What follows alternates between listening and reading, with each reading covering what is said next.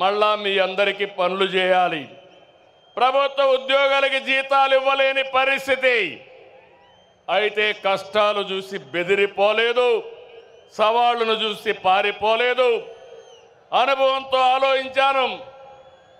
తమ్ముళ్ళు, క్లేమోర్ మైన్స్కే భయపడని నేను సమస్యలకు భయపడతానా అని మీ అందరికీ విజ్ఞప్తి చేస్తున్నా. ఆ మనోధైర్యంతోనే ముందుకు పోయాం.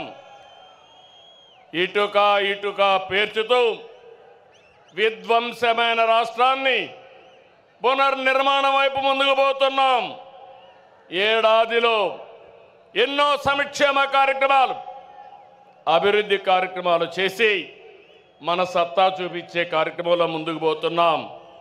నేను ఒకటే ఎన్నికల ముందు చెప్పాను, అభివృద్ధి, సంక్షేమం, సంపద సృష్టి, నిరంతరం ఈ పేద ప్రజల జీవన ప్రమాణాలు మెరుగుపరచడం నా జీవితాశయం అని చెప్పి కూడా నేను మీకు తెలియజేస్తున్నా. ఈరోజు మీరు చూడండి, సంపద సృష్టించడం తెలిసిన పార్టీ తెలుగుదేశం పార్టీ. సంక్షేమ కార్యక్రమాలకు నాంది పలికిన నాయకుడు, ఆరాధ్యుడు నందమూరి తారక రామారావు గారు అని చెప్పి నేను మీకు తెలియజేస్తున్నా. అదే నేను ఆలోచిస్తున్నా. నా కష్టం నా కోసరం కాదు, నన్ను నమ్ముకున్న ఈ జన సముద్రం కోసమని మరొకసారి విజ్ఞప్తి చేస్తున్నా. మామూలుగా అయితే ఇంతమంది రారు. మీలో నేను చూస్తున్నా, ఇది అవుతానే పిలిచి సన్మానం చేస్తాం.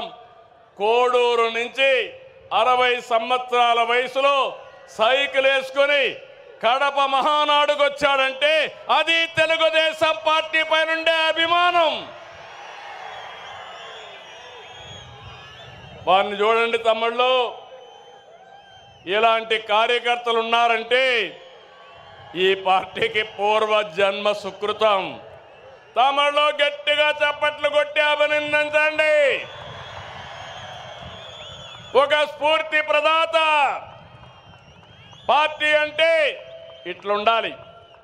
మనం అందరం ఈ మారిగా ఉంటే ఇంకా వైఎస్ఆర్ కాంగ్రెస్ పార్టీకి అడ్రస్సే ఉండదు. అవునా కాదా? ఉంటామని చెప్పండి.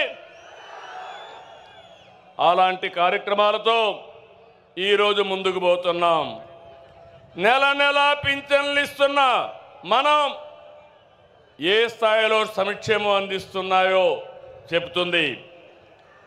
దేశంలో ఏ రాష్ట్రమైనా 64 లక్షల మందికి పింఛన్లు ఇస్తున్నారా అని అడుగుతున్నా, సవాలు విసురుతున్నా. ఏడాదికి 33,000 కోట్లు ఒక్క పింఛన్కే సంక్షేమ కార్యక్రమాలు ఇస్తున్నాం. ఇది ఒక్క మన ప్రభుత్వానికే సాధ్యమైంది. మాట ఇచ్చిన విధంగా వృద్ధులకి, దివ్యాంగులతో సహా ప్రతి ఒక్కరికి కూడా 4,000, 6,000, 10,000 రూపాయలు, 15,000 రూపాయలు పింఛను ఇస్తున్నాం. 3 నెలల మొత్తం కలిపి ఒకేసారి ఇచ్చాం. మాట ఎన్నికల్లో ఇచ్చా, మాట నిలబెట్టుకున్నానని మరొక్కసారి మీ అందరికీ విజ్ఞప్తి చేస్తున్నా.